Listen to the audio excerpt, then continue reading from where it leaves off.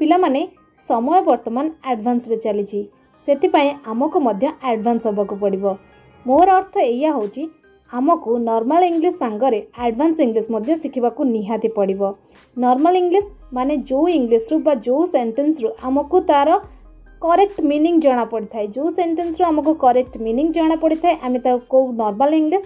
Advance English माने जो through आमको इनडायरेक्टली जाना पड़ी थाए किंतु तार अर्थ सेया ही हेई थाए जोटी कि आम पर्टिकुलर जानी पर न थाउ जे यार अर्थ एया हेई थाए सेटा होची हमरा एडवांस इंग्लिश। तो या को एग्जांपल सांगरे चलंतु भल भाबरे बुझिबा को चेष्टा करबा। हमर प्रथम एग्जांपल होची मते निद लागी गला। मते निद लागी गला एहा को आमे नॉर्मल इंग्लिश रे केमते कहि थाउ ना आई फेल asleep बा मु सोई पड़िली आई फेल asleep। एहा को आमे एडवांस इंग्लिश रे कहबा आई नोडेड ऑफ।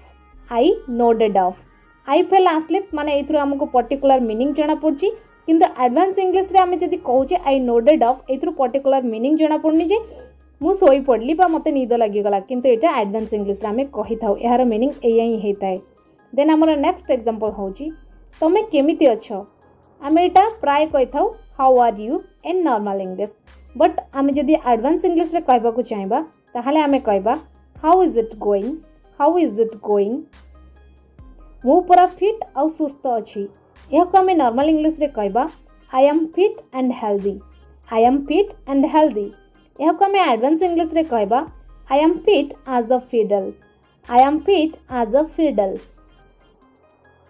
समय नष्ट करबा बंद कर यह को आमे नॉर्मल इंग्लिश रे कहबा stop wasting time. Stop wasting time यह को आमे एडवांस इंग्लिश रे कहबा स्टॉप फैपिंग अराउंड।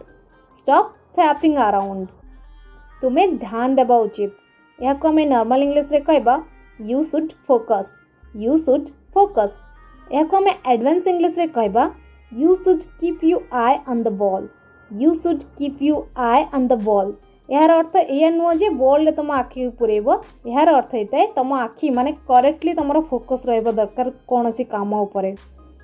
देन हमर नेक्स्ट होची तमे बहुत दयालु। You are very kind.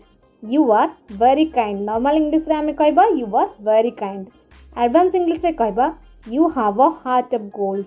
You have a heart of gold माने तुमे बहुत दयालु। मु तुमको किछि पचारिबा को चाहे यह को आमे नॉर्मल इंग्लिश रे कहबा I want to ask you something. I want to ask you something नहले आपण एमती भी कहि परबे I want to ask you something. I want to ask you something यह को आमे एडवांस इंग्लिश रे कहबा I want to pick your brain. I want to pick your brain यह मो पई बहुत सहज यह को आमे नॉर्मल इंग्लिश रे कहबा it's very easy for me. It's very easy for me यह को आमे एडवांस इंग्लिश रे कहबा it's a piece of cake for me. It's a piece of cake for me.